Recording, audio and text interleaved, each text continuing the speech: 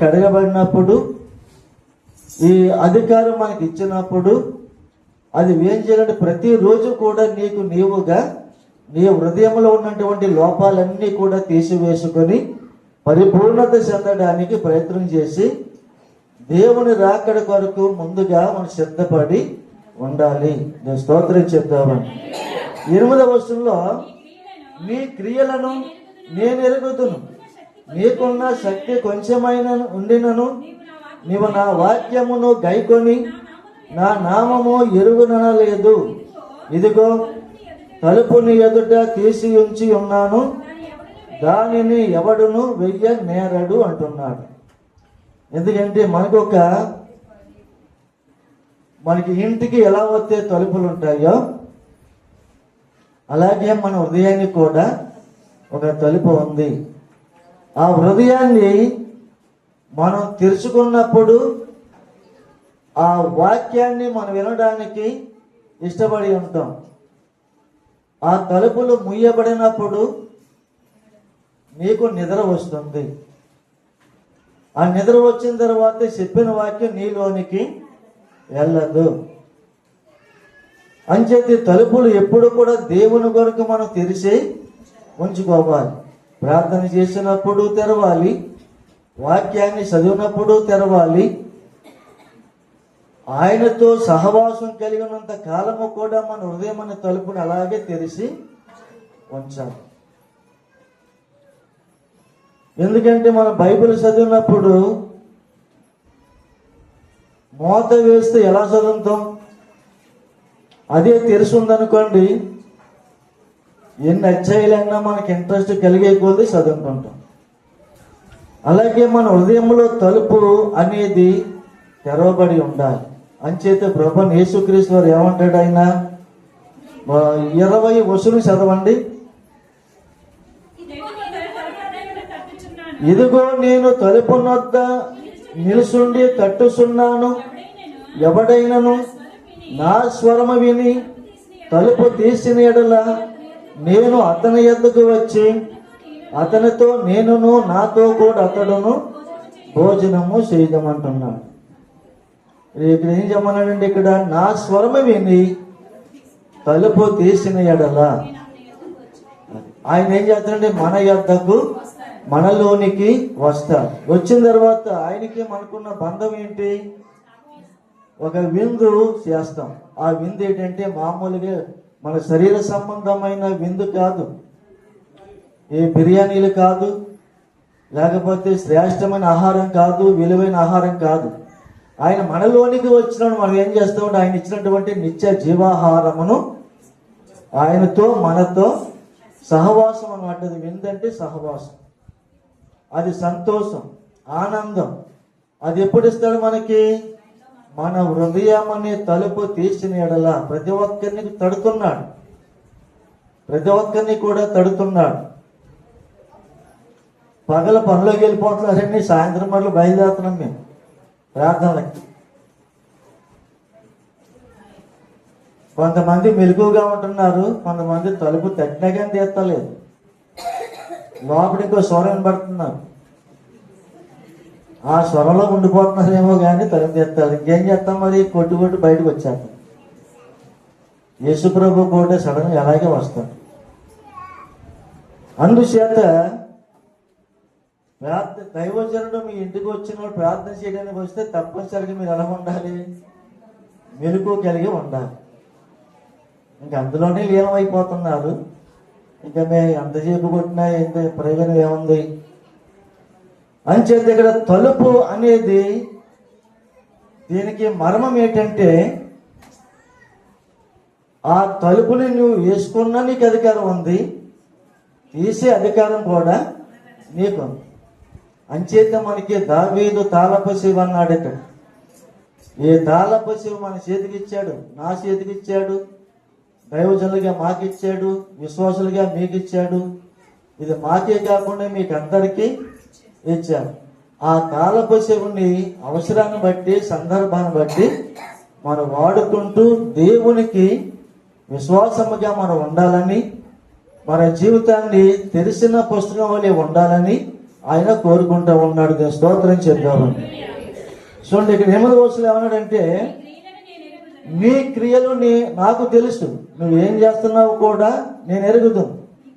ఒకవేళ ఎవరికి దైవజనులు కనబడకుండా, విశ్వాసులు కనబడకుండా ఎక్కడో దూరంగా వెళ్ళిపోయి నన్ను ఎవరో చూస్తలేదని చెప్పని నీవు ఏ చెడ్డ క్రియం చేసావు అనుకోండి, అది మేము ఎవరు చూడకపోయినా, సంఘము చూడకపోయినా పైన ఉన్న ప్రభువు యేసుక్రీస్తు వారు చూస్తున్నాం. మనల్ని కాదు, ప్రభువుని అంగీకరించలేని వారిని కూడా చూస్తున్నాడు.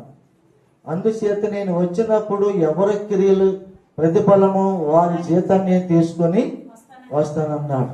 అంచేత మనం చేసినటువంటి క్రియలు ఆయన ఎరుగుతున్నట్టున్నాడు. నీకున్న శక్తి కొంచెమై ఉండినను నీవు నా వాక్యమును గైకొని నా నామము ఎరుగునన లేదు. ఇదిగో తలుపుని ఎదుట తీసి ఉంచి ఉన్నాను, దాన్ని ఎవడును బియ్యనేరాడు. ఆయన మనకి ద్వారం తెరిచాడు. ఆ ద్వారం ఏంటంటే, తలుపు అంటే ఏంటంటే రక్షణకు ద్వారం తీసి ఉంచాడు. రక్షణ పొందమని. ఇంకా రక్షణ పొందలేని వారు ఎంతో మంది ఉన్నారు గనక అలాంటి వారు కూడా ఆయన ద్వారాన్ని తెరిచి ఉంచాడు. ఎందుకంటే ఆది కాలములో నోవాహు భక్తుడికి దేవుడు హెచ్చరిక ఇచ్చినప్పుడు ఆ హెచ్చరిక లోబడి ఆ వాడ తలుపును ఆయనే తీసి మీరందరూ కూడా వాడలో ప్రవేశించండి అన్నాడు. అందరూ ప్రవేశించిన తర్వాత ఆ తలుపు ఎవరేశారంటే నోవాహు వేయలేదు, దేవుడే మూసివేశాడు. ఎందుచేతంటే దేవుడు రక్షణ ఎవరికైతే ఉందో వారిని భద్రంగా కాపాడుకుంటాడు. ఆ రక్షణ ఎవరికైతే లేదో తీర్పుకి లోనవుతాడు. చూడ, ప్రచండమైన వర్షానికి ఆ వాడ కదులుతూ ఉంది. ఆ వచ్చిన వర్షం ఆ దాని మీద పడతానే ఉంది. అది గొప్ప తీర్పు అన్నమాట. అది కానీ ఆ తీర్పుకి నోవాహు కుటుంబం ఒక్కటి మాత్రమే నిలబడి ఉంది, అనుసరించింది గనక మళ్ళా క్షేమంగా వారి కుటుంబ సభ్యులు 80 కూడా బయటికి వచ్చిన తర్వాత, దేవా నా కుటుంబం పట్ల ఈ తీర్పులోంచి తప్పించినందుకని చెప్పి కృతజ్ఞతగా బలిపీఠము కట్టి బలులు అర్పించారు ఆ కాలంలో. అంటే వారి క్రియలు ఎలా ఉన్నాయి? దేవునికి ఇష్టమైన వారుగా ఉన్నాయి. అంచేత ఇక్కడ చూడండి, నీవు నా వాక్యమును గైకొని నా నామము ఎరుగునన లేదంటున్నాడు. వాక్యాన్ని ఎంతమంది గైకుంటున్నారు చెప్పండి? చెప్పిన వాక్యాన్ని ఎంతమంది వింటున్నారు? విన్న వాక్యాన్ని ఎంతమంది గైకుంటున్నారు? గైకోండను అంటే చెప్పండి. చెప్పిన వాక్యాన్ని తోసక తప్పక వాక్యం ఏం చెప్తుందని అనుసరించే వారిగా ఉన్నప్పుడే దాన్ని దేవునికి ఇష్టమైన వారిగా మనము గైకొనే వారిగా ఉంటాం. అంచేత నీవు నా వాక్యమును గైకొని నా నామము ఎరుగుననలేదు అంటే, వాక్యాన్ని గైకొన్నప్పుడు సృష్టికర్త అయిన దేవుడు యేసుక్రీస్తు వారు ఉన్నారని తప్పనిసరిగా ప్రతి ఒక్కరు కూడా అంగీకరిస్తారు. ఇదిగో తలుపుని ఎదుట తీసి ఉంచి ఉన్నాను, దాన్ని ఎవడను వెయ్యనేరడు.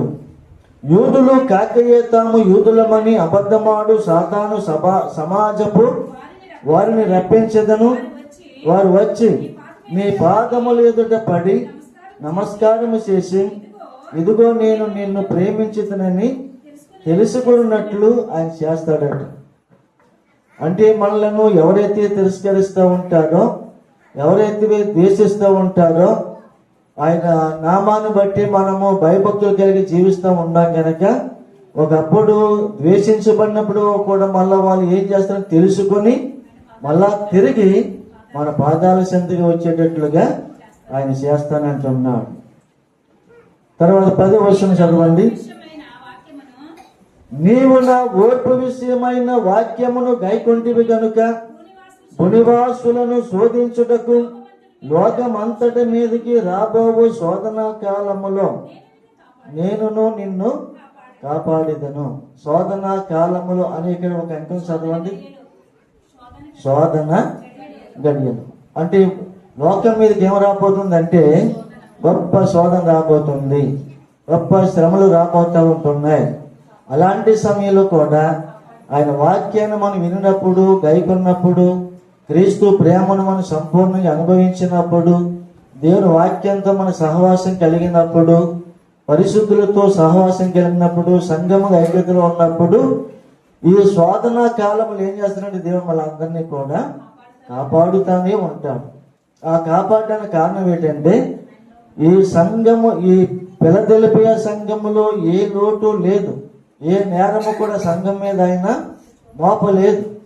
అలాగే నీవు నేను కూడా ఈ లోకంలో బ్రతుకున్నంత కాలము కూడా ఏ లోపము లేని వారుగా దేవుని కొరకు ఓర్పుతో, సహనముతో, పరిశుద్ధతో, నీతితో, యథార్థమైన భక్తితో చేసి నడుచుకుంటూ ఉన్నట్లయితే మనల్ని కూడా శోధనా కాలములో మనల్ని కాపాడి దేవుడు మనకు ఎవరు కాపాడలేరండి. దేవుడు తప్ప ఎవరు కూడా కాపాడలేరు. మన దగ్గర ఎంత ధనం ఉన్నప్పుడు కూడా ధనము కూడా కాపాడలేదు. ఒకవేళ మనకు ఆరోగ్యం బాగపోతే హాస్పిటల్లో జాయిన్ చేస్తే ఎంత డబ్బైనా ఖర్చు పెట్టండి, ప్రాణం మాత్రం నిలబెట్టండి అని చెప్పంటాం. కానీ వైద్యులు మాత్రం ఏం చేస్తారు, ఎంతవరకు ప్రయత్నించినా చేస్తారు, కానీ ఆ తర్వాత ఇంకా చేతులు ఎత్తుతారు. ఇంకా మా వల్ల కాదండి, తీసుకెళ్ళిపోండి అంటారు. తర్వాత ధనం ఏమైపోయింది, అక్కడ బ్రతికించిందా? ఏముండదు. అంచేత కానీ మనిషికి ధనం ఉండాలి. కుటుంబంలో ధనము లేకపోతే మానవుడు బ్రతకలేడు. అది కూడా దేవుడు ఇచ్చింది కనుక ఉన్నంత కాలము కూడా మనము ధనాన్ని ఎంతవరకు ఉపయోగించుకోవాలి అంతవరకు ఉపయోగించుకోవాలి. అలాగే మన భక్తిలో మన జీవితం కొరకు ఎంతవరకు సాధన చేయాలి అంతవరకు మన సాధన చేస్తూ ఉండాలి. అంటే రెండు దగ్గర పెడితే మనకి ఏది కావాలని చెప్పి కోరుకుంటాం.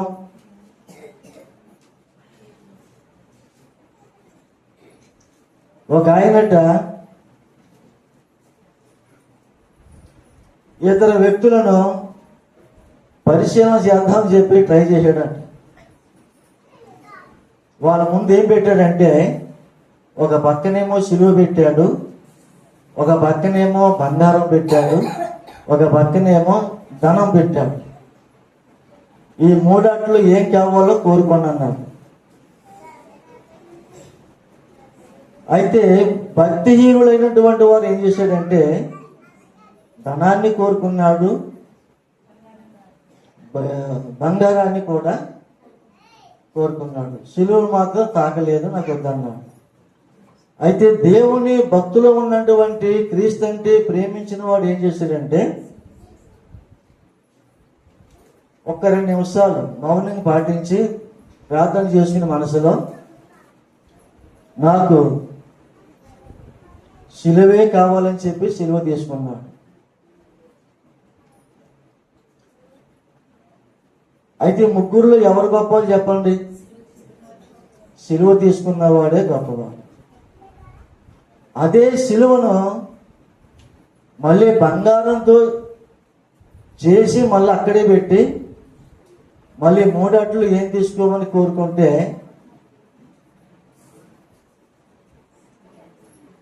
ఈ బంగారము తీసుకున్నారు, ధనం తీసుకున్నారు, కానీ సిలువ మాత్రం తీసుకోలేదు. కానీ భక్తుడైన వాడు ఆ సిలువను తీసుకున్నాడు.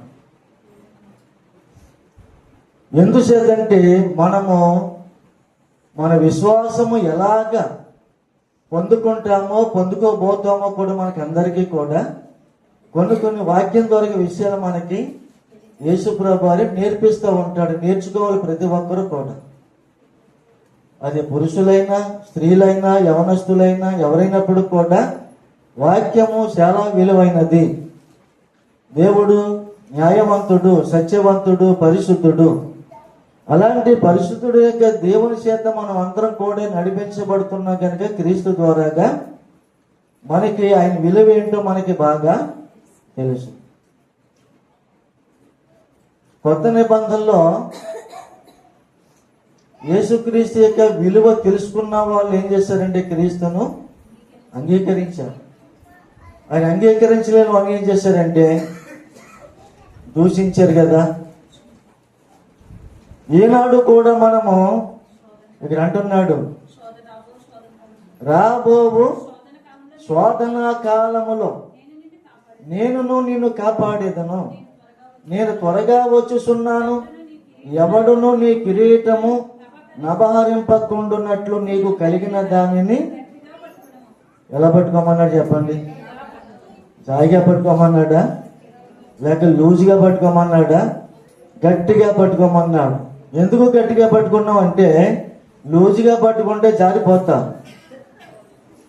యిర్మీయా ప్రవక్తను బురదలో వేసినప్పుడు అధికారులు ఏం చేశారు తెలుసుకుని, దేవుని ప్రవక్త అని చేత ఆయన్ని బందీ గృహంలో పెట్టవద్దు, పైకి తీసుకురండి అని చెప్పంటే ఆయనకి తాళ్ళు వేశారు పైకి రావడానికి. ఆ తాళ్ళు పట్టుకోవడానికి ముందుగా కొన్ని క్లాతులు ఇచ్చాడు ఆయన. అంటే ఒక గుడ్డ మొక్కలు ఆయన చేతిలో పెట్టుకున్నాడు. అంటే బురదగా ఉన్నప్పుడు ఆ బురద చేతులతో తాడు పట్టుకుంటే ఏమైపోద్ది, అక్కడ జారిపోతుంది. అంచేత గుడ్డలు కావలసి వచ్చినాయి. ఆ క్లాత్ ఎప్పుడైతే ఇచ్చారో ఆ బురదను తాడు తుడిసి వేసిన తర్వాత ఆ క్లాత్తో పట్టుకుంటే ఆ పట్టు గట్టిగా ఉంటుంది కనుక అప్పుడు పైకి తీశారు. అంచేత మనకిచ్చిన రక్షణ ఎప్పటి వరకు గట్టిగా పట్టుకోవాలి? మన మరణానంతరం వరకు కూడా, మరణ దినం వరకు కూడా గట్టిగా ఉండాలి. రక్షణ కాపాడుకోవటం. క్రీస్తు వచ్చే వరకు కూడా మనము ఆయనతో సహవాసముగా, మళ్ళీ ఇక్కడితోటి భక్తి అయిపోయేది కాదు. అసలైన భక్తి అక్కడ ఉంది. కన్ను తెరిచిన తర్వాత, అక్కడ కన్ను మూసిన తర్వాత ఇంకేముండదు, కానీ కన్ను తెరిస్తే అక్కడ అసలైన భక్తి ఏంటో అక్కడ మనకి అక్కడ తెలుస్తూ ఉంటుంది. దాని గురించి మనం విశ్వాసముగా, నేను త్వరగా వచ్చుచున్నాను, ఎవడను నీ కిరీటము నపహరింపకుండునట్లు నీకు కలిగిన దానిని గట్టిగా పట్టుకోవాలి. ఈ గట్టిగా పట్టుకున్న వారికి, కాపాడుకున్న వారికి, వాక్యాన్ని వినేవారికి, వాక్యాన్ని గైకొనే వారికి, వాక్యముతో నడిచే వారికి, ప్రార్థనతో సహవాసం చేసే వారికి, సంఘములో నడుచుకునే వారికి, పరిశుద్ధులతో సహవాసం చేసే వారికి, దైవజనులు చెప్పిన వాక్యంతో వినుట వలన విశ్వాసంతో ఎంతో శాంతి పొందే వారికి ఏమిస్తాడంటే అక్కడ జీవ కిరీటంతో పాటు బలమైన స్తంభాల మీదట ఒక స్తంభాలుగా చేస్తాడట. బలమైన స్తంభముల వలె మనలో చేస్తాడు. దేవుని ఆలయములో బలమైన స్తంభముల వలె చేస్తాడట. ఆ స్తంభాలు కదలకుండా ఉంటాయట. అలాగే మనము కూడా ఈ భౌతిక సంబంధంగా జీవిస్తున్నాం. మన విశ్వాసంలో మనం శంకు చెదరకుండా మన విశ్వాసాన్ని కాపాడుకోవాలి. అలాగే పరలోక రాజ్యములో కూడా ఆ 1000 ఏండ్ల పరిపాలనలో కూడా మనం జీవిస్తే సమయంలో కూడా అక్కడ కూడా దేవునితోనే మనము ఉండాలి. అందుచేత ఇక్కడ జయించు వాణిని నా దేవుని ఆలయంలో ఒక స్తంభముగా చేస్తానంటున్నాడు. ఒక స్తంభముగా చేస్తున్నాడు అంటే మనం అందరం కూడా ఒక్కొక్క స్తంభముగా దేవుడు అక్కడ ఏర్పాటు చేస్తాడు. స్తంభము బలమైనగా ఉంటుంది. చూడండి, ఇప్పుడున్న స్తంభాల కంటే పూర్వకాలంలో ఉన్న మూల కంబాలు అని ఉంటాయి. పెద్ద లావుపాటిగా ఉండి వాటి మీద మండుబళ్ళు గలే కట్టేవారు. ఇప్పటికే ఉన్నాయి, శంకు చెదరకుండా. కొన్ని గుళ్ళ అయిపోతే కొన్ని పడిపోయి ఉన్నాయి. కానీ వాటికంటే బలమైన స్తంభాలుగా మనందరినీ కూడా వాక్యం ద్వారాగా, విశ్వాసం ద్వారాగా, పరిశుద్ధత ద్వారాగా వాళ్ళందరినీ కూడా గొప్ప స్తంభం వల్లే నిలబెడతాని చెప్పి అంటున్నాడు. సొలొమోను దేవాలయం కట్టినప్పుడు ఆ దేవాలయం ఎదుట 2 స్తంభాలు కట్టాడు. బలమైన స్తంభాలు. చూడండి, వాక్యం చూద్దాం. 1వ రాజుల గ్రంథము 7వ అధ్యాయము 21వ వచనం చదవండి. 1వ రాజులు 7 అధ్యాయం. ఈ స్తంభములను అతడు పరిశుద్ధ స్థలపు మండపములో ఎత్తించను. కుడి పార్శ్వము స్తంభమును ఎత్తి దానికి యాకీను అను పేరు పెట్టాను. ఎడమ వైపునున్న స్తంభానికి ఎత్తి దానికి బోయాజు అని పేరు పెట్టాను. ఒక స్తంభానికి ఏమో యాకేమో పెట్టాడు, రెండో స్తంభానికి బోయాజ్ అని పేరు పెట్టాడు. యాకీన్ అనే స్తంభానికి పేరుకి అర్థం ఏంటంటే స్థాపించుట, లేక రెండవది స్థిరపరచుట. బోయాజ్ అనే స్తంభానికి పేరు ఏంటంటే బలవంతుడు, వేగిర పడేవాడు అని పేర్లు పెట్టాడు. అలాగే మన వాక్యములో వేగిర పడుతూ ఉండాలి, భక్తిలో మన విశ్వాసములో సన్నగిల్లిపోకూడదు. నీవు నేను దేవుని మందిరములో ఆయన కొరకు జీవించే సమయంలో మన బలమైన స్తంభాలుగా ఉండాలంటే యాకేము అనే వాళ్ళు స్తంభముగా ఉండాలి. యాకేం అంటే స్థాపించుట. వాళ్ళందరినీ కూడా ఎవరు స్థాపించారు? దేవుడి వాక్యం ద్వారాగా, బాప్తిసం ద్వారాగా స్థాపించాం. తర్వాత స్థాపించిన తర్వాత మనల్ని ఒక చోట స్థిరపరిచాం. అలాగే ఒక చోట స్థిరపరచబడాలి, ఒక చోట స్థిరపరచబడాలి. అదే బోయాజు బలవంతుడిగా ఉన్నాడు ఆ స్తంభాన్ని. అలాగే మనము కూడా వాక్యములో బలవంతులుగా ఉండాలి, ఎప్పుడూ బలహీనులుగా ఉండకూడదు. పౌలు గారు ప్రార్థన చేస్తున్నాడు తన కాళ్ళలో ముళ్ళు గురించి. ప్రభు, నా కాళ్ళలో ముళ్ళు ఉంది కనుక దాన్ని తీసే అంటున్నాడు. ఎన్నిసార్లు చేసినా కానీ ఒకటే చెప్పాడు ఆయన, నా కృప నీకు చాలు అన్నాడు. మనకెంతే కొన్ని బలహీనతలు వస్తాయి, జ్వరాలు వస్తాయి. ఆ జ్వరాలు ఆయనకంటే ముళ్ళేటంటే విపరీతంగా జ్వరం వచ్చేదంట కాళ్ళకి ఎక్కువగా. సో ఇప్పుడు కూడా కాళ్ళు పోతగలు ఉన్నవారు జ్వరాలు వస్తుంటాయి కదా, అలాగే ఆయన కూడా జ్వరం వచ్చేదంట. ఈ బాధ పడలేకపోతున్నాను ప్రభు, నాకు ఈ ముళ్ళేటు ఎందుకు పెట్టో తీసే ప్రభు అని చెప్పన్నప్పుడు, అది నా కృప నీకు చాలు. ఆయన కృప అంటే ఎన్ని ముళ్ళు ఉన్నా ఏం పర్వాలేదు, ఎన్ని బలహీనతలు వచ్చినా ఆయనే చూసుకుంటాం. జ్వరాలు వచ్చినా దేవుని చేసిన ప్రార్థన చేసుకుని మన విశ్వాసంతో ముందు కొనసాగితే ఆయనే స్వస్థపరిచారు. కానీ చోటికి వెళ్ళేవనుకో లేనిపోయిన రోగాలు వస్తాయి. మనకున్న బలహీనతలు పోవాలంటే ఎక్కడికి చేసుకోవాలంటే వాక్యం ద్వారాగా చదువుకునే వాక్యం ద్వారా చదువుకోవాలి, ప్రార్థన ద్వారాగా మన విశ్వాసాన్ని పెంచుకోవాలి. ఆ జ్వరం వచ్చినప్పుడు 4 రోజులైనా 5 రోజులైనా మనసు మీద బలహీనంగా ఉంటాం. ఆ ప్రక్రియ ఎందుకు అవకాశం దేవుడిచ్చాడంటే నిన్ను బాధ పెట్టడానికి కాదు. మరి అప్పుడైనా కుదురుగా ఉండి వాక్యం చదువుతావేమో అని. అప్పుడు చదవు కదా, పక్కన పెట్టుకుంటాం, ఎదురుగుండా కూర్చుంటాం. ఆ బాధలోనే మళ్ళా దీన్ని రన్నింగ్లో పెడతాం, ఇంకా బలహీనత ఎక్కువవుతూ ఉంటాయి. ఈ బలహీనతల గురించి దేవుడు పౌలను మనకి మాదిరికరముగా చూపిస్తున్నాడు. చేత మనకి కూడా వాతావరణం బట్టి, ఇప్పుడు మీకు ఇక్కడ కూర్చున్న వారిలో ఎంతమందికి జలుబులు లేవు, రొంపలు లేవు, దగ్గులు లేవు, ఒళ్ళెప్పులు లేవు? మాకు ఎవరికి లేవని చెప్తూ స్తోత్రం చెప్పండి. అందరికీ ఉన్నాయి, మాతో సహా. కానీ ఏం చేయాలంటే వాతావరణం బట్టి వస్తున్నాయి కనుక వాతావరణం బట్టి మనము మెడిసిన్ వేసుకుంటున్నాం కనుక కొంత రిలీఫ్ వస్తుంది. అది దేవుడు ఈ సృష్టిలో పెట్టింది. శరీరం ఉన్నంతసేపు కూడా మనకి ఏదో బలహీనతలు వస్తూ ఉంటాయి. బలహీనత లేనివాడు, ఆరోగ్యము లేనివాడు కోట్ల మంది ప్రజలు ఉన్నారు భూమి మీద. ఎందుకంటే శరీరంతో ఉన్నాం కనుక. కానీ అంచేతే మనకి అన్ని వ్యాధుల కంటే పాప సంబంధమైన వ్యాధి చాలా ఘోరమైంది కనుక అది ఎవరికి కనబడదు. ఆ వ్యాధిని ఏ వైద్యుడు కూడా బాగు చేయలేడు. దేవుడు యేసుక్రీస్తు వారు ఒక్కడు మాత్రమే ఆయన బాగు చేసే శక్తి ఆయనలో ఉంది. అంచేతే కుమారుడా నీ హృదయము నాకిమ్మంటాడు ఆయన, నేను నిన్ను బాగు చేస్తానని చెప్పంటాడు. అంచేత ఇక్కడ మనం ఒక స్తంభముగా చేసే దేవుడు మనకి ఆలయములో. అంచేత మనమందరం కూడా ఒక్కొక్క స్తంభముగా దేవుని సన్నిధిలో స్థిరమైన వారిగా ఉండాలని అప్పుడే మీకు జీవ కిరీటము అనుగ్రహింపజేస్తానని చెప్పి సెలవిస్తూ ఉన్నాడు.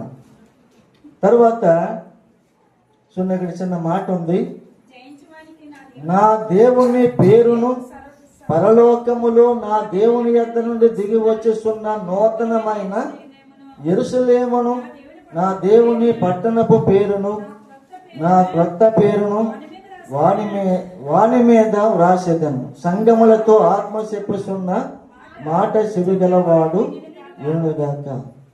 చెప్పేదంతా కూడా ఆత్మతో మాట్లాడుతుంది కనుక మనకి ఏ చెవి ఉండాలంటే ఆత్మ చెవి ఉండాలి. అంటే ఆత్మ చెవి అంటే ఏంటి?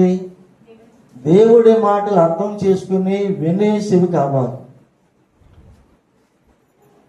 ఆ వినకపోతే మనకు అర్థం కావు ఆత్మ చెప్పిన మాట.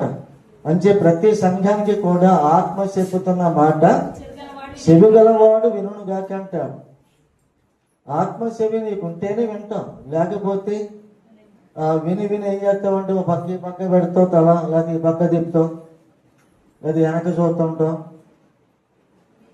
అంటే వినే చెవి లేక, అది ఎన్నదనుకో ఆ వినే చెవి ఉన్నట్లయితే ఏం చేస్తామంటే వాక్యం అయినంతసేపు కూడా మన మనసు వాక్యం మీద కేంద్రీకరించి దేవుని మాటలను స్పష్టముగా వినడానికి ప్రయత్నం చేస్తాం. నేను స్తోత్రం చెప్తాను. చూడండి, ఈ ఫిలదెల్ఫియా సంఘములో ఏ లోపము కూడా క్రీస్తుకి కనబడలేదు. అలాగే మనము కూడా సంఘం అంటే ఇది సమాజం. ఇది సంఘం అంటే ఇది ఒక సమాజం. అంటే 4 గోడల మధ్య సమాజముగా కూడుకుని దేవుని ఆరాధించుకోవటం ఇది ఒక ఈ సమాజం అంటాం. సంఘం అంటే ఏంటంటే నేను నీవు ఇక్కడ కూర్చున్న మనం అందరం కూడా దేవునికి సంఘముగా ఉన్నాం. అప్పుడు దేవుడు నీతో ఉండాలి, నీవు దేవునితో ఉండాలి. ఆయన వాక్యం నీలో ఉండాలి, నీవు ఆయనతో సహవాసము కలిగి ఉండాలి. అప్పుడు బలమైన స్తంభముగా దేవుడు నిన్ను నన్ను కూడా సంఘములో స్థిరమైన స్తంభముగా వాడుకుంటాడట. కదలని స్తంభం, కదలని వారు, స్థిరులైన వారు, నిలకడమైన వారుగా ఉండాలని మరి దేవుడు ఎంతగానో కోరుకుంటున్నాడు. అందుకే నాడు స్థిరత్వం లేకే ఆ సంఘమని ఈ సంఘమని ఎన్నో రకరకాలుగా భ్రాంతులకి లోనైపోయి ఆశతో తప్పుడుగా మనం జీవించడానికి అవకాశం ఎందుకు వస్తుందంటే స్థిరమైనటువంటి మనసు లేక.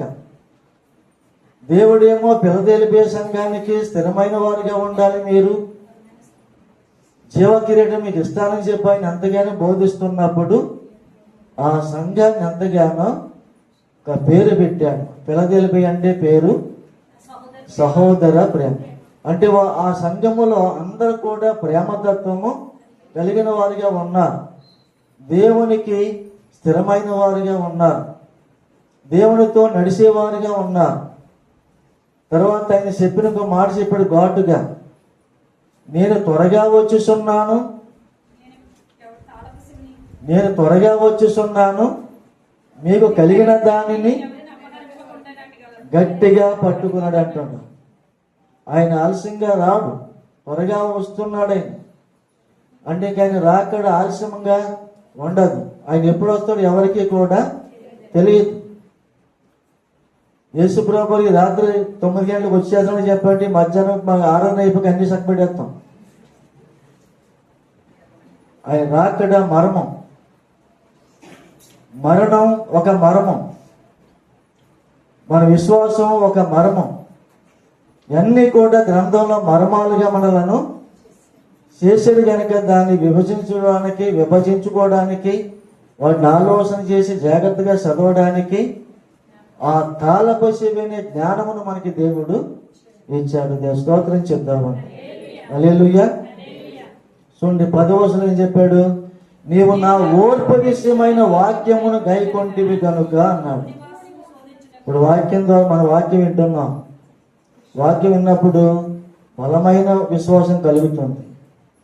అలాంటిదప్పుడు వాక్యం ఎన్ని సంవత్సరాల మట్టి వాక్యం వింటున్నామో అన్ని సంవత్సరాల మట్టి కూడా మనం ఏం చేస్తాం, మన విశ్వాసాన్ని ఎవరి మట్టికి వారి బలపరుచుకుంటున్నాం. బలపరుచుకున్నప్పుడు మనకి ఏంటి, ఇంకా భయం ఉండదు. మరణం అంటే భయపడం, వస్తే రాని అందరూ వెళ్ళిపోవచ్చిందే కదా అని ధైర్యంగా ఉంటాం. ఏదన్నా శోధన వచ్చిందంటే రాని దేవుడే చూసుకుంటాడు. పంపించిన శోధన ఆయనే, తప్పించేవాడు కూడా ఆయనే. అది మనకు ఒక నిరీక్షణ కలుగుతుంది. కానీ ధైర్యముగా లేనివాడు, బలమైన వారుగా లేనివారు ఏదైనా భయం వస్తే ఆ సముద్రం మీద వాడ మీద ఉన్న 12 మంది శిశువులు కూడా తుఫానికి భయపడినట్లుగా భయపడతా ఉంటారు. అక్కడ యేసుప్రభు ఉండగానే వారు భయపడిపోయారు. బాధకుడా ఈ తుఫాను అనిసివేయి, మేము చాలా ఆందోళనగా ఉన్నాం, మేము నశించిపోయేలా ఉన్నామని చెప్పని మొర్ర పెడుతున్నారు. వాళ్ళు తెలియదా ప్రభు పక్కన ఉన్నాడని? అయితే అక్కడ కూడా చిన్న పరీక్ష పెట్టారు. అందుచేత మనకి చిన్న చిన్న శ్రమలు వస్తూ ఉంటాయి. గాలి తుఫాన్లు వచ్చినప్పుడు ఒక్కొక్కసారి విస్తారమైన గాలు వేస్తూ ఉంటాయి, ఒక్కొక్కసారి తక్కువగా గాలి వేస్తూ ఉంటాయి. అంటే చిన్న శ్రమలు రావచ్చు, పెద్ద శ్రమలు రావచ్చు. ఏదైనప్పుడు కూడా వాక్యం విని మనం నడుచుకున్నప్పుడు, క్రీస్తుతో మన సహవాసం ఉన్నప్పుడు, శరీరముతో ఉన్నాం కనుక కొన్ని భయాలు వెంటాడుతూ ఉంటాయి, ఆందోళన వస్తూ ఉంటాయి. అయినప్పుడు కూడా ధైర్యంగా ఉండమని మనకి ఎంతగానో తెలియజేస్తూ ఉన్నాడు. ధైర్యం చెప్పిన వారు సమాజంలో తక్కువే ఉన్నారు. ఏదైనా కష్టం వచ్చినప్పుడు ధైర్యంగా ఉంటాము, ఇలాంటిదప్పుడే మనము గుండు ధైర్యం చేసుకోరని చెప్తాం ఒక మాట మట్టికి, మళ్ళీ వచ్చేస్తాం. మళ్ళీ ఆమె ఏం చేద్ది, అదే దృశ్యాన్ని బాధను మనసులో పెట్టుకుని మళ్ళీ కన్నీరు పెడతా ఉంటుంది. మళ్ళీ ఎవరో వెళ్తారు సోదరులు, మళ్ళీ అదే మాట చెప్తారు. చెప్పినప్పుడల్లా ధైర్యంగా ఉంటుంది, మళ్ళా బలహీనం అయిపోతూ ఉంటారు. కానీ ఈ వాక్యం అలాంటిది కాదు. మనం ఎప్పుడైతే బలహీనంగా ఉన్నామో అప్పుడే మనం బలపరుస్తుంది, ధైర్యపరుస్తుంది. ఆయన కొరకు జీవించేటట్లు ఇంకా మనకు ఆసక్తిని కలిగింపజేసేది ఈ యొక్క ధైర్యం. స్తోత్రం చెప్తాము, హల్లెలూయా. అంచేత దేవుని కొరకు మనం ఓర్పు కలిగిన వారుగా ఉండాలి. యేసుప్రభు మన పాపముల కొరకు ఆయన ఏం చేశాడు, ఆయన మనం రక్షించడానికి ఆయనే తన ప్రాణాన్ని, తన శరీరాన్ని కూడా ఎంతో నలగొట్టుకున్నాడు కదా. ఆయన బాధను వేదను మనము వర్ణింపలేనిది. ఆ బాధ, ఆ రక్తం అయినప్పుడు కూడా మనకున్నటువంటి కొద్దిపాటి అపరాధము, ఆ డాగు మచ్చను తుడిచివేయటానికి ఆయన రక్తాన్ని మన మీదకు ప్రోక్షించి మన పవిత్రులుగా చేసి మనలను వాక్యముతో ఎప్పటికప్పుడు మాట్లాడుతూ బలపరుస్తూ మన విశ్వాసాన్ని సన్నగిల్లిపోయినప్పుడు, బలహీనమైనప్పుడు, బాధలు ఎక్కువైనప్పుడు, నాకే బాధలు రావాలా, నాకే కష్టాలు రావాలా, ఎవరికీ లేవు, నన్నే పీడిస్తున్నాయి అని మనసులో కుమిలిపోతూ ఉన్న సమయంలో దేవుడు వాక్యం ద్వారా మనతో మాట్లాడి ధైర్యపరిచి బలపరిచి ఓతనిచ్చి ఆయన హస్తం మన మీద సాపి ఆదరిస్తున్న దేవుడు గొప్పవాడు. స్తోత్రం చెప్తాము, హల్లెలూయా. బాధలు అనేవి అందరికీ ఉంటాయి, మీకు ఇక దైవజనులుగా మాకు కూడా ఉంటాయి. ఎంచేత ఉంటాయి మీకు మాకును, మన శరీరముతో ఉన్నాం కనుక ఇవన్నీ ఎదురవుతూ ఉంటాయి. కానీ వాటి ఎదుర్కోవటానికి దేవుడు మనకి ధైర్యం ఇచ్చింది. నేను లోకమును జయించి ఉన్నాను కనుక మీరు కూడా జయించగలరని చెప్పి మనకు ఒక సూచన తెలియజేశాడు. అంచేత మనకి ఈ ఫిలదెల్ఫియా సంఘము దేవునికి ఎలా అయితే ఇష్టమై ఉన్నదో, మన బ్రతుకున్నంత కాలము కూడా దేవునికి ఇష్టమైనటువంటి కార్యాలు చేస్తూ దేవునికి సంపూర్ణంగా కొనసాగుతూ మనం జీవించే వారిగా ఉండాలి. దేవునికి ఇష్టం లేని కార్యాలు చేశారనుకోండి, దేవుని మనసు బాధపడుతూ ఉంటుంది. మన ఇంటిలో కుమారుడే మనకి ఎదురుగుండా వేసిన పొరపాటు చేస్తేనే ఎందుకు చేసేవారని చెప్పని బాధపడతాం ఆ చిన్న పని గురించి. కానీ దేవుడు ఆయన విలువిచ్చి వెలను చెల్లించే రక్తంతో మన ఆత్మ తడుక్కొని ఇహలోకంలో బ్రతికినంత కాలం జీవిస్తూ పరలోకానికి తీసుకువెళ్తున్న ఆ గొప్ప దేవుడు మన పొరపాట్లు చేస్తే చింతించడా? తప్పిపోయిన కుమారుడు ఆస్తి పట్టిపోయాడు, మొత్తం అంతా కూడా అయిపోయింది, జోదం ఆడేడు అయిపోయింది, అక్కడ పరాయి స్త్రీలతో సహవాసం చేసాడు అయిపోయింది, ఇంకేమీ లేదు, నిరాశ స్థితిలో ఉండిపోయాడు. అప్పుడు మరలా తనకు ఆకలేసే సమయంలో ఎవరు గుర్తొచ్చారు? తండ్రి గుర్తొచ్చారు. ఏం చేద్దంటే అలాంటి సమయంలో కూడా ఎప్పుడైనా ఏ సమయంలో దేవుడు మనం జ్ఞాపకం చేసుకుంటే ఆ జ్ఞాపకార్థమే మనకి దేవుడు మరలా మెరుగైన జీవితాన్ని, మళ్ళా ఏ ఇంటి నుంచి అయితే వెళ్ళిపోయాడో సంతోషముగా కోల్పోయినటువంటి సంతోషాన్ని మళ్ళీ ఆ ఇంటిలోనే దేవుడు ఏర్పాటు చేశాడు. అంచేత ఈ లోకంలో నువ్వు సంతోషాన్ని కోల్పోయి ఉండవచ్చు, నష్టాల్లో ఉండవచ్చు, బలహీనగా ఉండవచ్చు, కానీ మళ్ళా దేవుడు సంతే మనకి మరొక ఆనందాన్ని సిద్ధపరచాడని, ఆ ఆనందమే జీవ కిరీటం. స్తోత్రం చెప్దాము. హల్లెలూయా. తర్వాత చూడండి, లేవీకాండము 1వ అధ్యాయము 3-4 వచనాలు చదవండి. లేవీకాండము.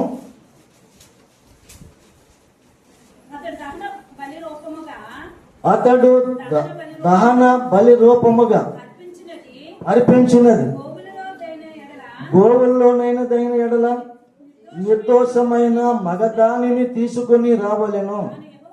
తాను యెహోవా సన్నిధిని అంగీకరింపబడినట్లు ప్రత్యక్షపు గుడారము యొక్క ద్వారమునకు దానిని తీసుకుని రావాలంటాడు. ఎంచేదంటే దేవునికి అర్పించవలసిన బలి ఎప్పుడు కూడా పరిశుద్ధంగానే ఉండాలి. మరి ఆ నోరు లేని జీవిని కూడా దేవుడు పరిశుద్ధమైన దాన్నే కోరుకున్నాడు. అలాగే నిన్ను నన్ను కూడా, మన కుటుంబాన్ని, మన పిల్లలను కూడా పరిపూర్ణంగానే ఆయన అంగీకరిస్తున్నాడు అని తెలుసుకోవాలి. ఏం చేద్దండి, ఏ లోపము లేకుండా ఉండాలి.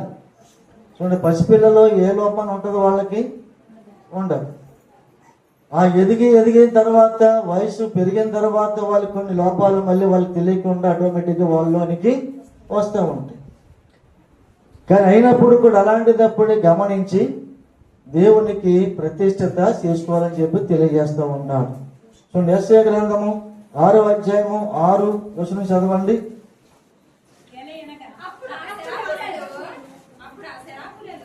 అప్పుడు ఆ శరావులను ఒకడు తాను బలిపీఠం మీద నుండి కారుతో తీసిన నిప్పును చేత పట్టుకొని నా యొద్దకు ఎగిరి వచ్చి నా నోటికి దాన్ని తగిలించి, ఇది నీ పెదవులకు తగిలిను గనుక నీ పాపమునకు ప్రాయశ్చిత్తమాయెను, నీ దోషము తొలగిపోయెను అంటున్నాడు.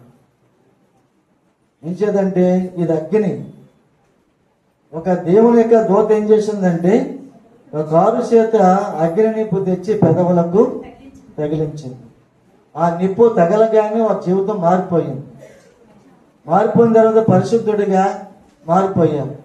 అలాగే దేవుని వాక్యాన్ని మన హృదయంలో ఉంచుకున్నప్పుడు మన జీవితం కూడా ఏమైపోవాలంటే పరిశుద్ధాత్మ ద్వారాగా మార్చబడాలి. దేవునికి పరిశుద్ధులంటేనే బాగా ఇష్టం, సంతోషం.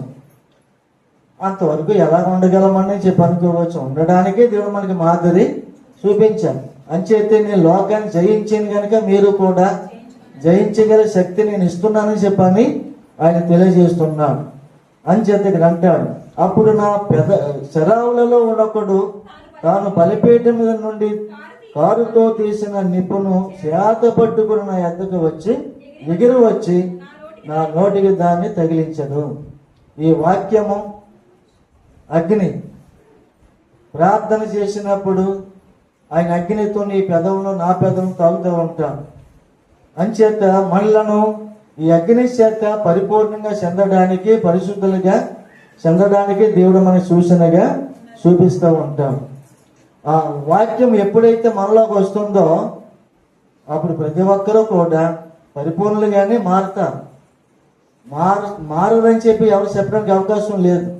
ఎంచేదంటే నేను పరిశుద్ధుడై ఉండలాగున్నా మీరును పరిశుద్ధులై ఉండండి అని ఎందుకు చెప్పాడు? అధికారంగా ఉండగలరు, ఉంటారు అని తెలియజేస్తానికి వాక్యం ద్వారాగా మనకి తెలియజేస్తూ ఉంటున్నాడు. అంచేత ఆనాడు దేవుని యొక్క దూత యెషయా ప్రవక్తకి పెదవులకు అగ్ని ఎలా అయితే ముట్టించాడో అప్పుడు మనము కూడా లేదా పొయ్యి దగ్గరికి వెళ్ళి వాక్యం ఇలా ఉందని చెప్పిన నిప్పు మన పెదవుల మీద పెట్టుకోవడం కాదు.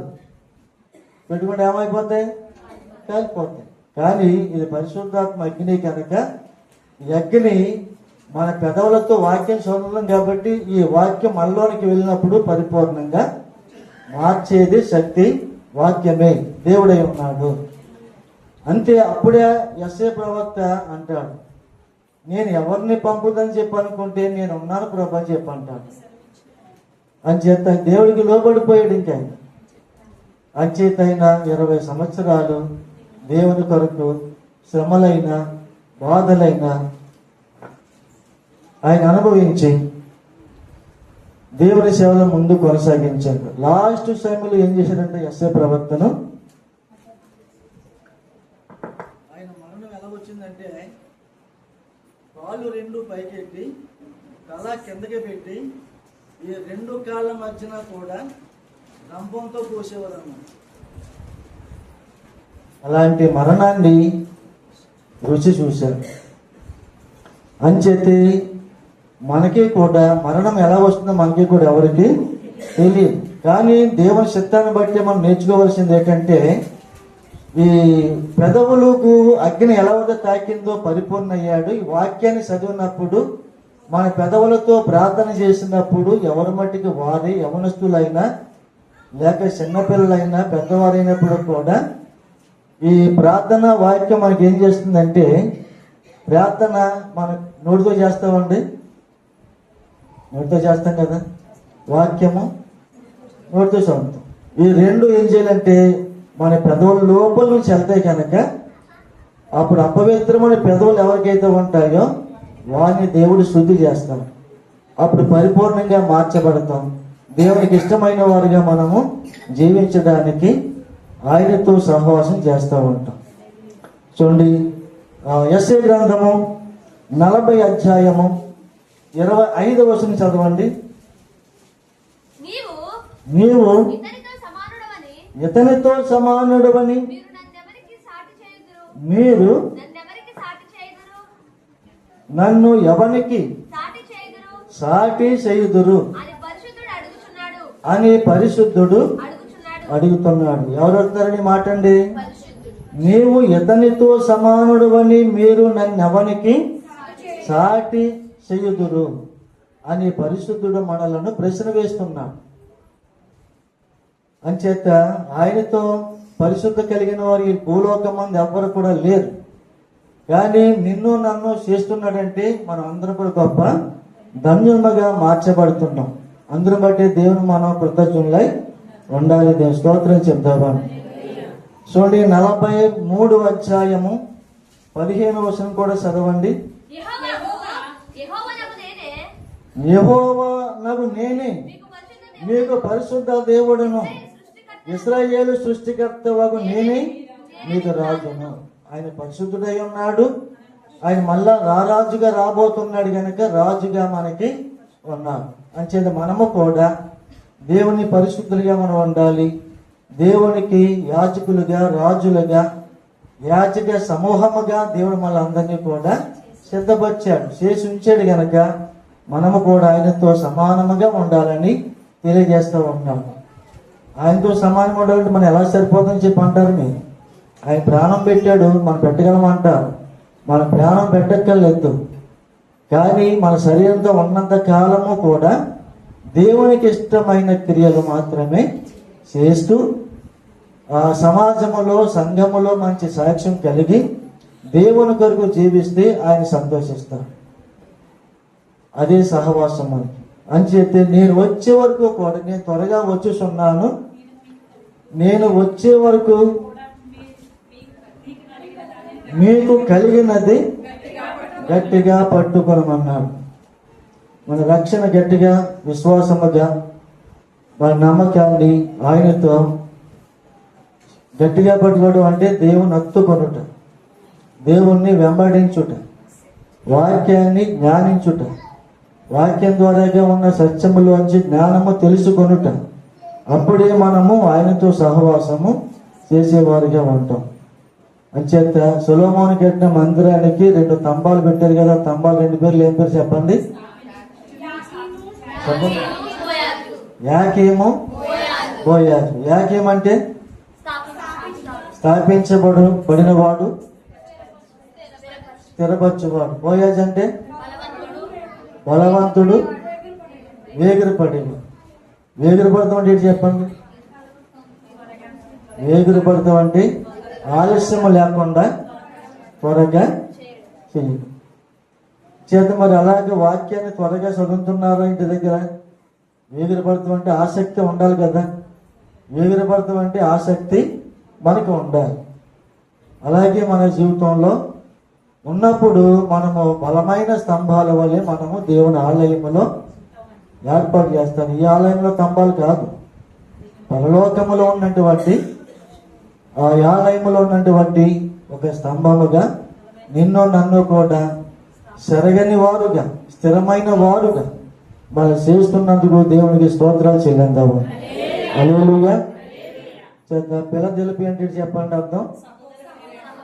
సహోదర ప్రేమ చేత ఈ సంఘానికి ఒక గుర్తింపు దేవుడు ఇచ్చాడు, సహోదర ప్రేమగా. అంటే అందరూ కూడా కాలములు ఎన్ని బాధలు వచ్చినా, కష్టములు వచ్చినా ఆ వాక్యాన్ని బట్టి ఏం చేసేవారంటే దేవునికి నమ్మకస్తులుగా ఉన్నారు గనక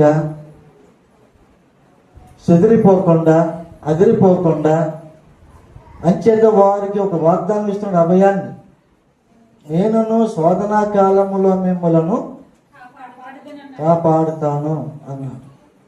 మనల్ని కూడా కాపాడే దేవుడు ఆయనే, ఎవరు కాపాడరు. మనకున్న ధనము కాపాడదు, మనకున్న విలువైన వస్తువులు కాపాడవు, లేక మనకి కట్టుకున్నటువంటి ఎంత విలువలైనప్పుడు కూడా వస్త్రాలు కాపాడవు.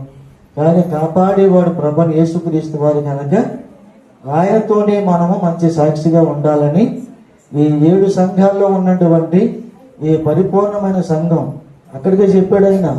నీ క్రియలేంటో నేను ఎరుగుదనన్నాడు. ఈనాడు కూడా మీ క్రియలేంటో నాకు తెలియపోయినా, నా క్రియలు మీకు తెలియపోయినా, మనందరి క్రియలు కూడా దేవుడే పైనుండి చూస్తున్నాడు అని గమనించి దేవునికి ఇష్టమైన వారిగా ఉండాలని తెలియజేసుకుంటూ ఈ కొద్ది మాటలు ముగిస్తున్నాను. స్తోత్రం చెప్తాము. హల్లెలూయా. గట్టిగా ఒకసారి స్తోత్రం చెప్పండి అందరూ. హల్లెలూయా. సమయంలో వాక్యం ముగించబడింది కనుక సాక్ష్యాలు సమయం సాక్ష్యాలు తెలియదు.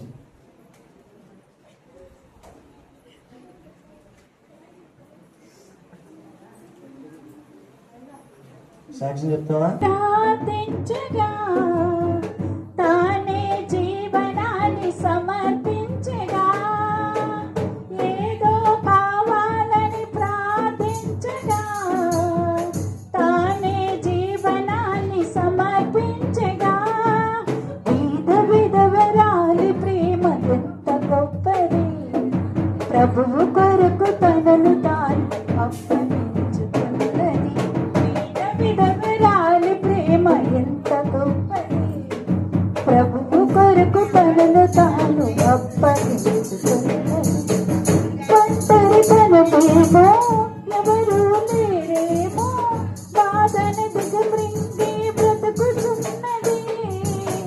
చీకటి లోకంపై ఆశలు అనగానే బీదరికంలోనే మ్రక్కుచున్నది. ఒంటరితనమేమో, ఎవరు లేరేమో, బాధను దిగమింగి మ్రక్కుచున్నది. చీకటి బ్రతుకుల్లో ఆశలు అనగా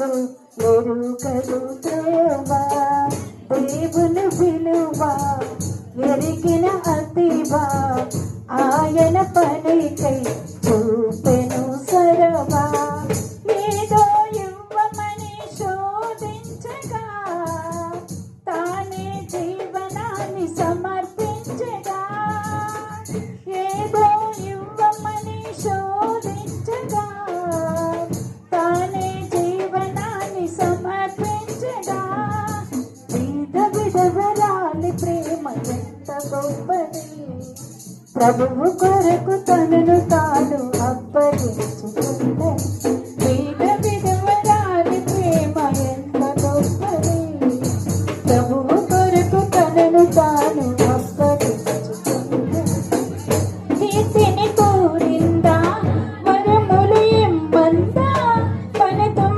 ఆశించే పని చేస్తుందా ప్రభువును నిందిస్తూ ప్రార్థన చేసిందా హృదయంలోనైనా దూషించిందా మనుషులలోన మమతను పంచి ప్రభువు దొరికిన పావన వనిత అందరికీ మాదిరి చూపే సాక్షి సమూహపు వజ్రపుతునక ఎంతో ధనముందని గర్వించగా దేహము సజీవమగ సమర్పించగా ఎంతో ధనముందని గర్వించగా దేహము సజీవమగ సమర్పించగా విధవరాలి ప్రేమ ఎంత గొప్పది ప్రభువు కొరకు తనను తాను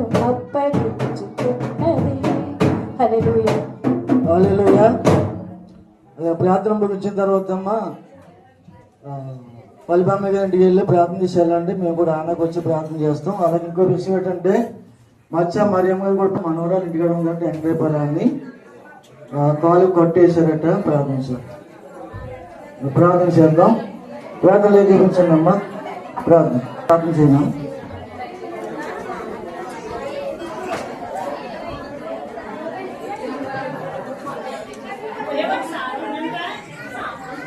అదే ప్రార్థన చేసుకుందామండి.